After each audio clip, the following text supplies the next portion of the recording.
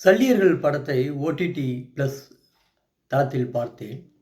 ஒரு தமிழனாக பிறந்து, தமிழ்நாட்டில் வளர்ந்து, தமிழனுக்கு என்று அவனுடைய வரலாற்றை சொல்லக்கூடிய ஒரு படத்தை தமிழ்நாட்டில் திரையரங்கில் பார்க்க முடியாத அந்த அவல நிலையிலும், சல்லியர்கள் படத்தை ஓடிடி ப்ளஸில் பார்த்தது ஒரு மன நிறைவை தந்தது.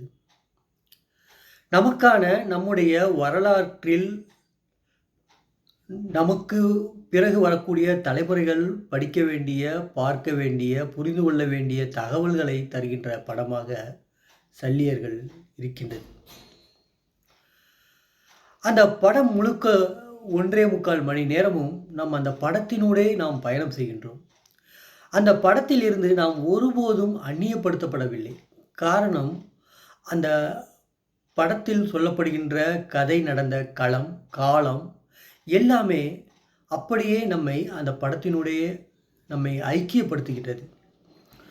அந்த படத்தில் பயன்படுத்தப்பட்டிருக்கின்ற பொருட்களாகட்டும், மிதிவண்டி, வாகனங்கள் அல்லது அந்த கதை நடக்கின்ற களம், பனை மரங்கள் நிறைந்த தெருக்கள், காடுகள், ம ஆறு, குளம், அந்த முற்றம் வைத்த வீடு என்று அந்த பாத்திரங்களுடைய ஒப்பனை, உடைகள், காட்சி படமாக்கப்பட்ட விதம் அனைத்துமே மிக நேர்த்தியாக, அருமையாக இருக்கின்றது.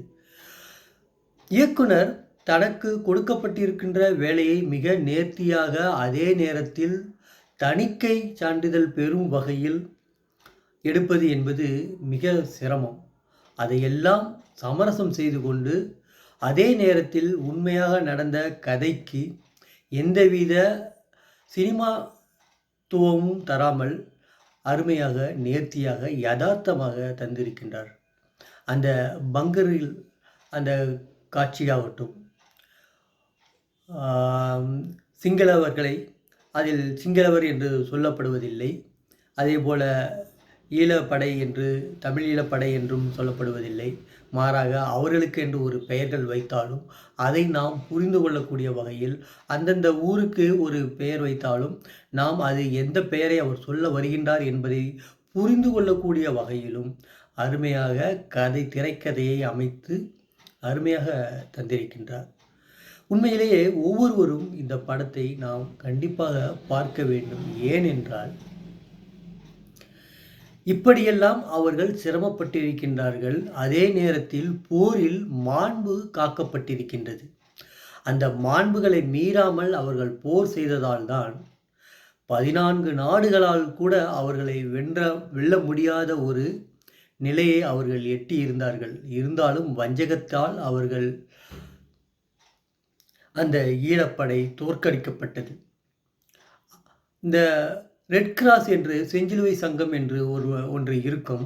அது 2 பக்கமும் பாதிக்கப்பட்டவர்களுக்கு சிகிச்சை அளிக்கக்கூடியதாக இருக்கும். ஆனால் இது ஈழப்படையில் உள்ள அந்த சல்லியர்கள் என்று சொல்லப்படக்கூடிய மருத்துவர்கள், முன்னாள் படைவீரர்கள் அவர்கள் அந்த ரெட் கிராஸ் அவர்களுடைய வேலையை திறம்பட செய்வதோடு, மனித உயிர்களை உயிர்களாக மதிக்கக்கூடிய மாண்பு மிக்கவர்களாக இருந்தார்கள் என்பதை நம் கண்முன்னே அவர்கள் காட்டியிருக்கின்றார்கள்.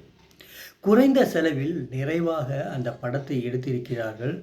அதிலிருந்து நாம் ஒவ்வொரு காட்சியிலிருந்தும் நாம் மீள முடியவில்லை. அந்த எல்லா கதாபாத்திரங்களும் எந்தவித சினிமாத்துவமும் இல்லாமல், சினிமாத்தனமும் இல்லாமல் யதார்த்தமாக அந்த பாத்திரத்துக்கு எது தேவையோ அதை மட்டும் அவர்கள் இயல்பாக உடல் மொழி மூலமாகவும் அவர்கள் காட்டி நடித்திருக்கின்றார்கள். சில படங்களில் சலசல என்று பேசிக்கொண்டே இருப்பார்கள். அது நம்மை அந்த காட்சியிலிருந்து வெளியே தள்ளும். ஆனால் இந்த படம் முழுக்க தேவையான இடங்களில் மட்டுமே வசனங்கள், மற்ற இடங்களில் அந்த உடல் மொழிகள், மற்ற அந்த கேமரா நகர்கின்ற விதம் என அனைத்துமே மிக சிறப்பாக இருக்கின்றது. சில நேரங்களில் திக் திக் என்று அந்த ஒரு வித நம்மையே இருக்கையின் நுணுக்கி வர வைக்கக்கூடிய சில காட்சி அமைப்புகள் இருக்கின்றன. சில நேரங்களில் நாம் அந்த எதிர்பார்ப்போம். அந்த சிகரெட்டை, அந்த எதிரிப்படை தலைவன் சிகரெட்டை பற்ற வைக்கும் பொழுது சுடப்பட்டால் எப்படி இருக்கும் என்று நான் உண்மையிலேயே அதைத்தான் நான் நினைத்தேன். இயக்குனர் அழகாக அதையே தான் செய்திருக்கின்றார். இப்படி சில காட்சிகள் நம்முடைய எதிர்பார்ப்புக்கு ஏற்ற மாரி அருமையாக செய்திருக்கின்றார்கள். இப்படிப்பட்ட ஒரு படம் திரையரங்கில் பார்க்க முடியாமல் செய்யப்படுகிறது என்றால், அது நமக்கு நம்மை சுற்றியுள்ள அந்த சூழ்ச்சியை நாம் புரிந்து கொள்ள வேண்டும்.